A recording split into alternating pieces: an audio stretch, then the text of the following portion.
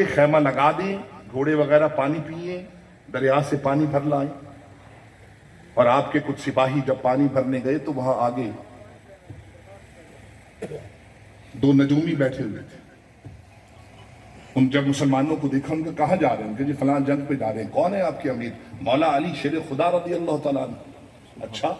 انہوں نے زائچہ کھینچا، زمین پہ کھینچتی ہے زائچہ، ستاروں کا وہ سارا ماحول دیکھ کر زائچہ کھینچا. انہوں نے کہا جاؤ اپنے امیر کو بتا دو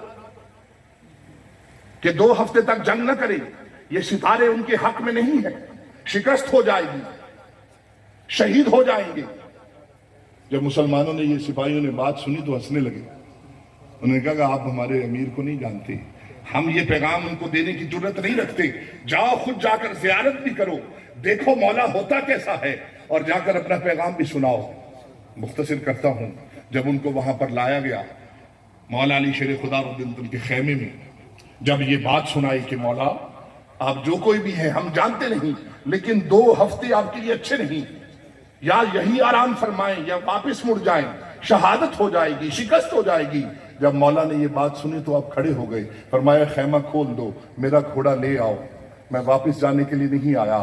گھوڑے پر جب آپ سوار ہونے لگے فرمایا اے نجومیوں زائچہ کھینچو، دیکھو ستارے کیا کہتے ہیں، ان کو بتاؤ کہ علی گھوڑے پر سوار ہو کر ابھی جنگ پر جائے گا. جب زائچہ کھینچا گیا تو نجومیوں کی آنکھیں پھٹی کی پھٹی رہ گئیں اور وہ حیران ہو گئے. کہنے لگی علی تم کون ہو، تمہاری شان کیا ہے؟ ستارے سارے تیرے حق میں آ گئے. اور پھر آپ نے فرمایا کہ میرا نام علی ہے، میں ابو طالب کا بیٹا ہوں، حسنین کا بابا ہوں، مولا ہوں، میرے نبی نے مجھے مولا بنایا. اور علی ستاروں کے پیچھے نہیں چلتا، ستارے علی کے پیچھے چلتے ہیں. مسلمانوں ایمان کی کیفیت ایسی ہو تو آج بھی خارجیت کو ہم شکست دے سکتے ہیں. وما علینا الا البلاغ المبین.